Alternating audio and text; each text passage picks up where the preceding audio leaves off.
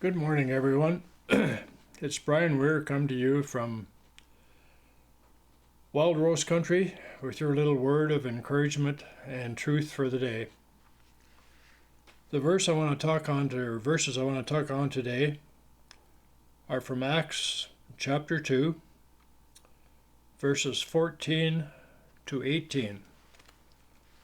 And this was right after the Holy Spirit came upon all the believers. Then Peter stood up with the 11, raised his voice, and addressed the crowd.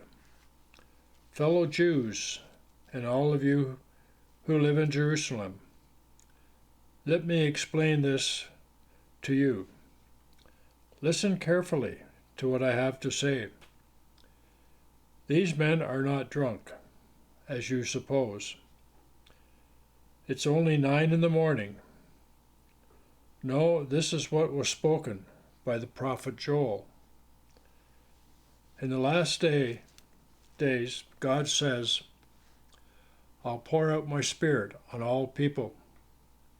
Young sons and daughters will prophesy, and your young men will see visions, and your old men will dream dreams. Even my servants, both men and women, I'll pour out my spirit in those days. So this was right after the Holy Spirit came upon all the believers. And Peter was getting up to describe what was going on. From descriptions we have of Peter from before, he was a big man. But you can remember, he cowered before a servant girl when he denied knowing Jesus. But now he towers above the crowd and speaks with authority. And the reason he can do this is because he is now empowered by the Holy Spirit. He is explaining what happens when the Holy Spirit comes on a person. They appear to be drunk, speaking in different languages.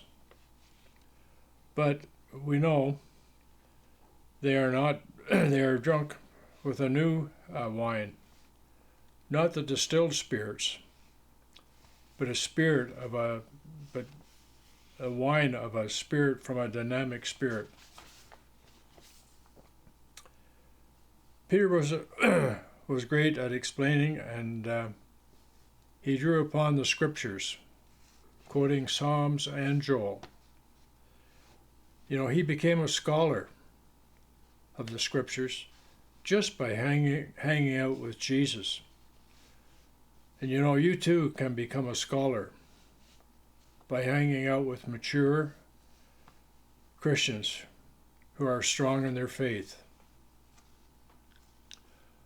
Joel prophesied that in the last days the Spirit would be poured out upon all men and women.